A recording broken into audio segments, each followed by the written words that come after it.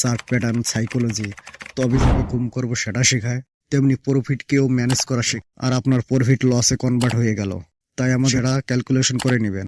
Suppose আপনি আপনার মোটকে প্রতিদিন 3টা ট্রেড নেন, 2টা প্রফিট হলে আর একটা লস হলেও আপনি হয় তাতে 12% হিসেবে $120 নেবেন, সেটা নির্ধারিত থাকা প্রয়োজন। তেমনি প্রফিট করে একটা চার্ট দেখতে, তারপর দেখলেন মার্কেট উপরের দিক যাচ্ছে, তখন আপনি ট্রেড পাম্পসতে দেখা গেল আপনার রিস্ক টু উইন রেশিও 1 নেন, এর ভিতর 3টায় প্রফিট করলেন আর 2টা আপনি 1:3 রেশিও হিসেবে।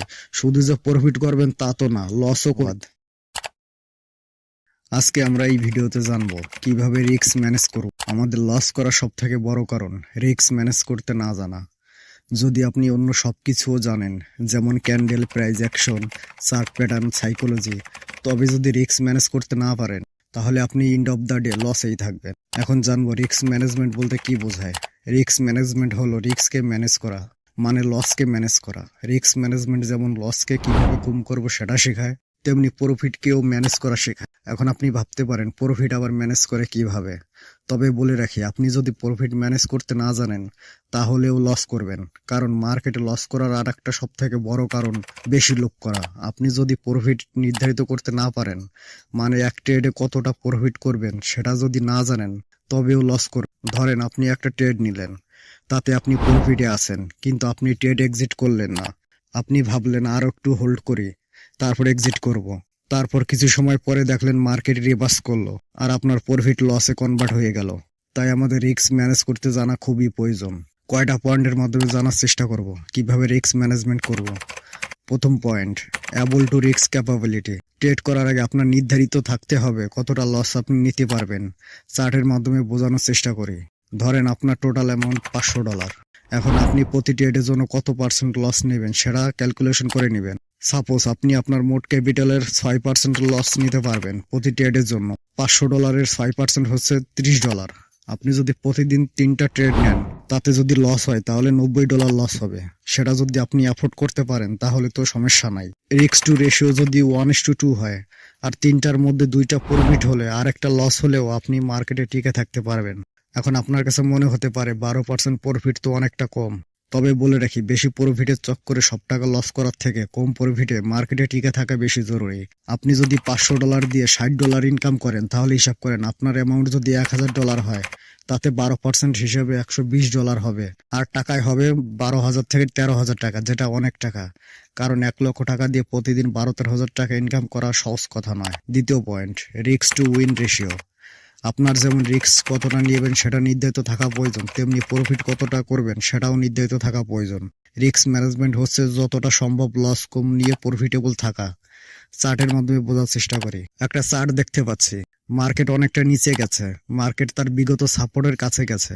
এখন আপনি আপের জন্য ট্রেড নিতে চান, তবে মার্কেট সাপোর্টের কাছে গেলেই সাথে সাথে ট্রেড নেবেন না, কারণ আপনি যদি সাথে সাথে ট্রেড নেন তাহলে আপনার রিস্ক বেশি হয়ে যাবে। তাই সঠিক কনফার্মেশন না পাওয়া পর্যন্ত ট্রেড নেবেন না। তারপর দেখলেন মার্কেট উপরের দিক যাচ্ছে, তখন আপনি ট্রেড পাঞ্চ করলেন।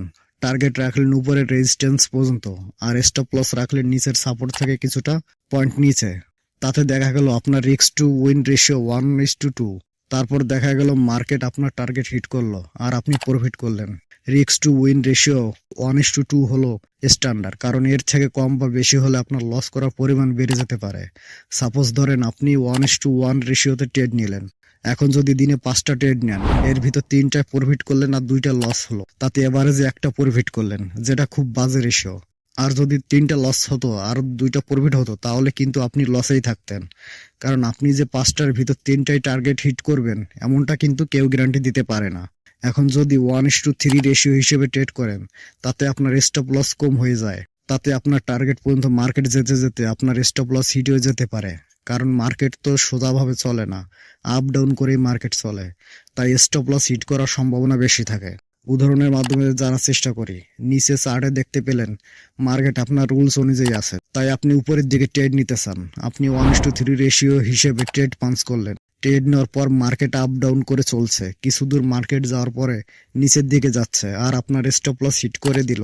মার্কেট আপনার টার্গেট পর্যন্ত গেলই না। তবে আপনি যদি 1:2 রেশিও হিসেবে ট্রেড হোল্ড করতেন তাহলে খুব সহজে আপনার টার্গেট হিট হয়ে যেত। তাই রিস্ক টু উইন রেশিও একটা বাস্তব রেশিও পর্যন্ত সেট করা প্রয়োজন। তৃতীয় পয়েন্ট, লস অ্যাকসেপ্ট, যেটা কেনা সব থেকে গুরুত্বপূর্ণ, কারণ মার্কেট লাভ লস আছে। শুধু যে প্রফিট করবেন তা তো না, লসও করবেন। আর সেই লস হতে হবে নির্ধারিত।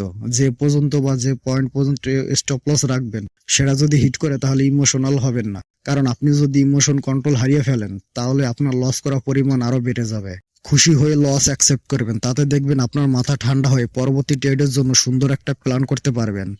তাতে দেখা যাবে যে আপনি পরবর্তী ট্রেডগুলোতে প্রফিট করলেন। আমার বলা কথাগুলো যদি মেনে চলতে পারেন তাহলে আশা করি আপনি প্রফিটে থাকবেন। আজকে এ পর্যন্তই। পরবর্তী ভিডিওগুলো দেখার জন্য সাবস্ক্রাইব করে নোটিফিকেশন অন করে দিয়েন। ধন্যবাদ।